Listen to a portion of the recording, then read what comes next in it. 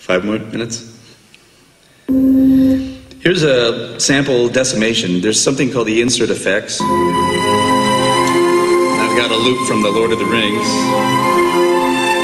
And the insert effects are only 3 at the moment: decimation, or sample rate reduction, bit chop, and distortion. So let's just take a listen to what happens here. And no filtering. This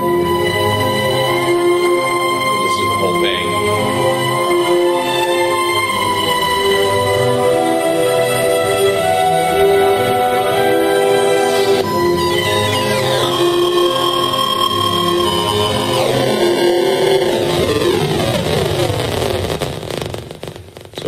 There we've really decimated it down to nothing.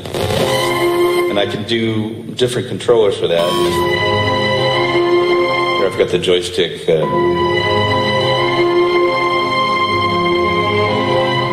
On this one. Oh.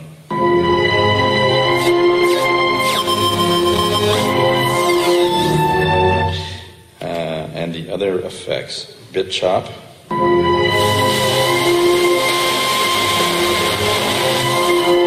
Or just a simple distortion.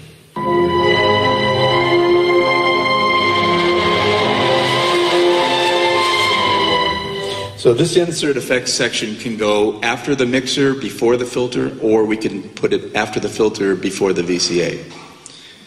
Okay. Probably about finished, huh?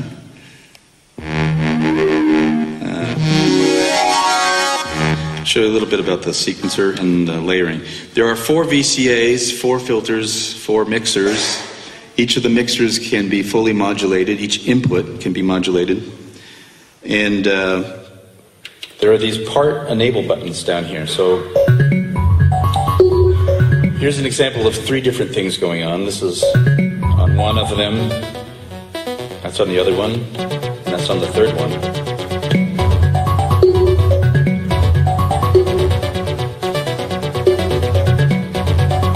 The sequencer is actually a 16-step of 4 rows. And again, the rows, you can modulate anything in the system. What else would be good? I think I'm about... Oh, I know, there's one other thing to show the layering. We're not a multi-timbre instrument in the traditional sense where you have multi-MIDI channels coming in. But we do have these 4 elements that you can set up. Here's another example. Again, it's 3 things. The Waldorf table we heard earlier is on one. And the Waldorf tables are going through the multi-mode filter. The second one is a high-pass 3-pole. And then the third one is a comb filter. So all 3 of these on one key.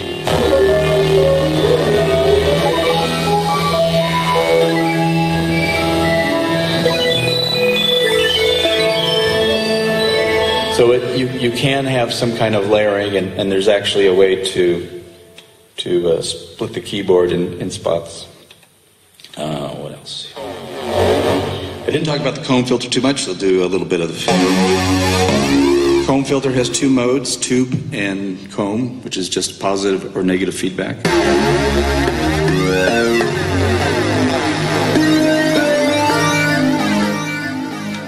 Vocal filter, that's the other thing I wanted to do. Yeah.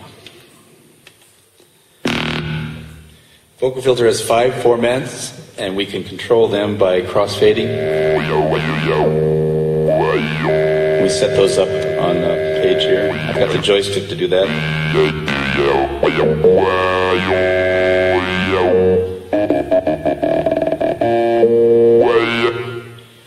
And again, that crossfading of the phonemes can be done with any of the controllers or the sequencers or what have you.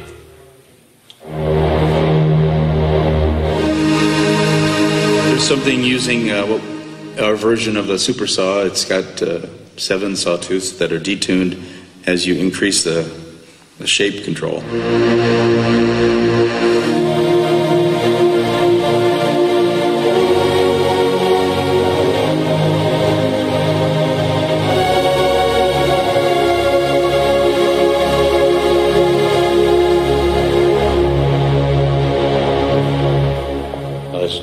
oscillators going through one filter there.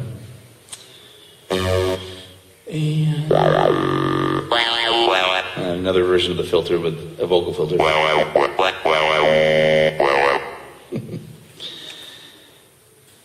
else? This was another attempt at the string pad, but only using one oscillator with a super saw and some effects.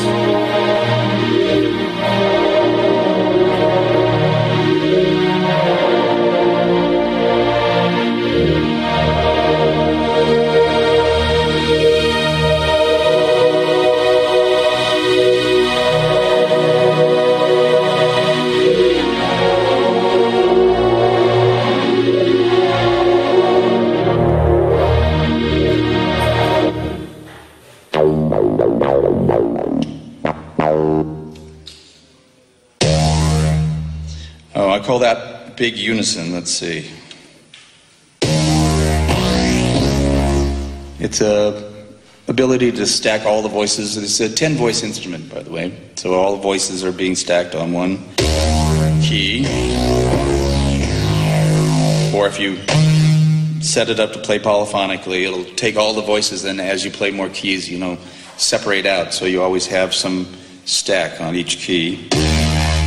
And you can also do a thing where you play a chord. If I set it up that way. Let's go to chord mode. So if I hold down a chord and press unison, I can have a unison chord. So what last? Oh, this is just showing there's a split point here at G. So one part is doing this, and not for the rest of the keyboard, and the other part is swapping back and forth with a high pass, but not below G.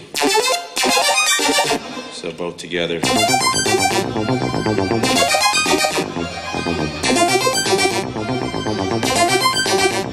Like so.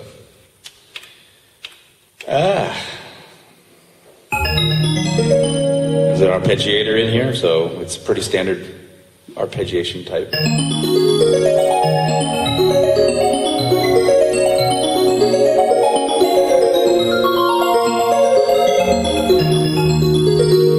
And that's using the Prophet VS wave shapes on oscillator 1, and oscillator 2 has just a triangle wave.